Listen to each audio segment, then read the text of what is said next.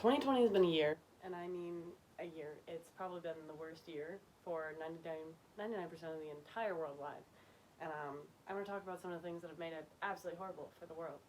Um, it made a lot of people say, can this get any worse? And as I go throughout this entire year, I will narrow down exactly how bad things have gotten.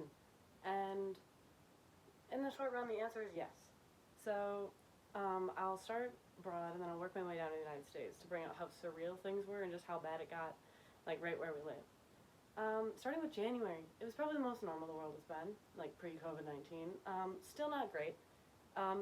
There were protests in Hong Kong as they had passed a bill about the Fugitive Offenders Amendment Bill, which a lot of people didn't agree with.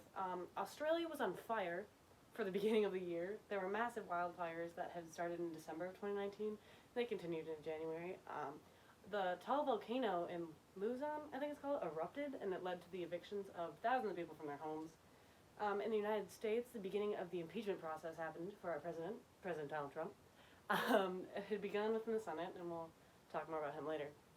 To end off the month, Kobe Bryant was killed in a helicopter crash along with his 13-year-old daughter and 6 other people, which was very unfortunate and just was a beginning to how bad this year would get. February was the beginning that we were aware of COVID 19. It was on the news and it was in China, and we had known it was documented in China as early as 2019, like December now. We didn't know at the time. The world was not in full blown panic about the virus. There were precautionary measures, but they weren't implemented until a few months later because we didn't know it was that bad.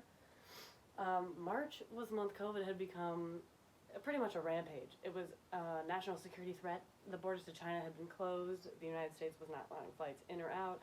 Italy had begun its first major shutdown, placing almost 16 million people into quarantine, and within 24 hours, they had placed the entire country into lockdown, and they were the first country to go into full lockdown, and that was probably a good idea on their part. We haven't learned from that. On March 13th, Friday the 13th, everybody knows, last day we went to school, Donald Trump declared COVID-19 a national emergency, put the United States into a lockdown. It wasn't the best lockdown. We should have stayed longer. The price of oil then fell 30% shortly after, which did make gas prices go down. That was okay. Then the World Health Organization announced COVID-19 as a pandemic. Very nice. April 2nd was the day the number of confirmed COVID cases passed 1 million worldwide. And later on, the Democratic Republic of Congo reported their first case of Ebola since February, which is great.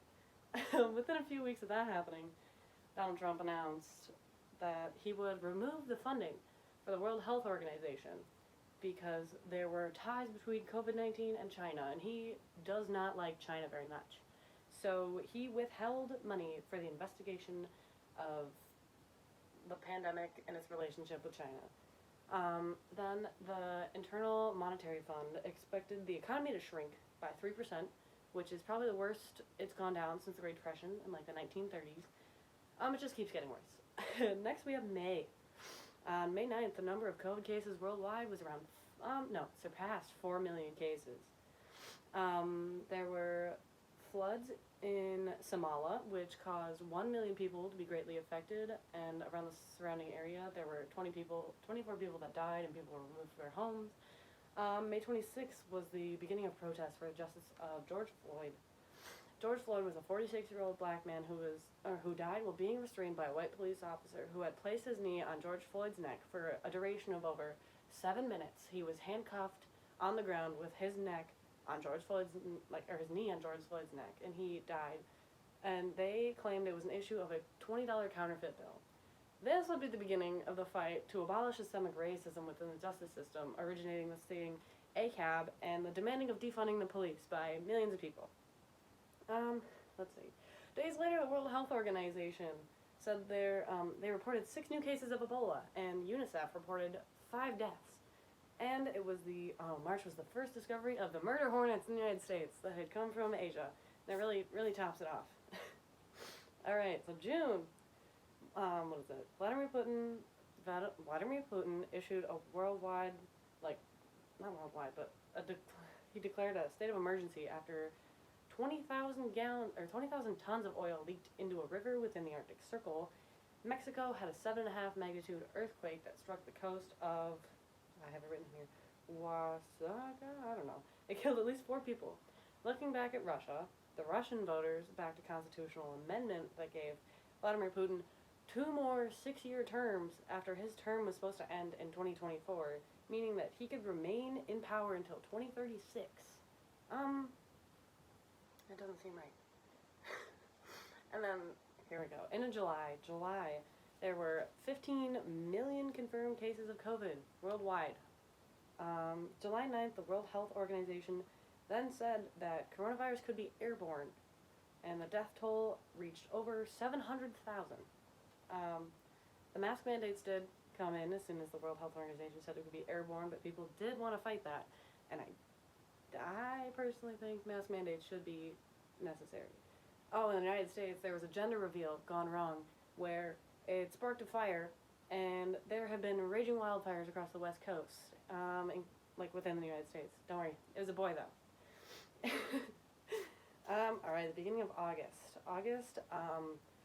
Australia, the state of Victoria announced a state of disaster and imposed more lockdown measures, and South Africa had over 500,000 cases of COVID-19 and 10,107 dead from COVID-19. Then within the Midwest, around here, there was a windstorm that hit and flattened crops and fields and left hundreds of people without power, like hundreds of thousands. They had no power, electricity, and it killed 2 people. Alright. The beginning of September, the school year came around with mask mandates, and all they did was send kids to school wearing masks. It was the only protective measure of keeping children from getting COVID-19 to one another. They do have forms of online schooling and in schooling, but it affected learning that if you get COVID-19, you have to go home for 2 weeks, so you have to switch to online learning, and that all happened while there was still protesting in the major cities. Like September 6th was the 100th night of protesting for the Black Lives Matter movement after the past looting and burning of businesses and the tear gassing and shooting of peaceful protesters with rubber bullets by the police. Another issue brought up about the justice system. October, the United States had 216,025 deaths from COVID-19 that have been reported, and the political campaigns have just begun for the upcoming election. Now, President Donald Trump and First Lady Melania publicly tested positive for COVID-19 after hosting many maskless rallies, and after finding out, after the public finding out that he withheld information about how serious the virus was because he didn't want to worry everybody. And then after he got COVID-19, he was moved to a hospital for 3 to 4 days because he's old and not great. He recovered within those 3 to 4 days, and he was found saying that COVID isn't that bad. And they later found out that he received stem cells to help his body recover, which is a highly controversial topic, as it could be seen unethical as long as amongst pro-life protesters, which he promotes, I think. November, the election is full swing. Donald Trump, amidst a pandemic, tells his voters to avoid mail-in ballots for their lives. He wants everybody to go to the polls, vote in person, watch the polls. But Joe Biden tells his voters to stay safe, use mail-in ballots, do whatever you're comfortable with. He promotes wearing a mask. He believes this is serious. The outcome of the election can determine how we handle COVID-19. The election technically has ended, and Joe Biden was the predicted winner, but Donald Trump currently refuses to concede and spent millions of dollars on recounts and trying to have entire states' votes thrown out, not counted, as account to suspected fraud, which none of that is confirmed, and many of his cases have been thrown out by many states and the Supreme Court. It is now December, and the total deaths for COVID-19 in the United States has reached over 293,000, with the total death toll in Wisconsin 4,216. The election is still going, surprisingly, and many people believe the outcome of the elections will depict how the country handles COVID-19, and the only positive news from this year includes the releasing of a well overdue vaccine for COVID-19, or the novel coronavirus. So, to all the people in March and April asking themselves, can this get any worse? The answer is yes. Yes, it can, and it did. Hopefully, 2021 is in no way, shape, or form similar to 2020, and this recap is the recap of the worst year in history, 2020, the year that just kept getting worse before it even remotely got better. I'm so sorry I'm sick. Here are my note cards. They're monthly.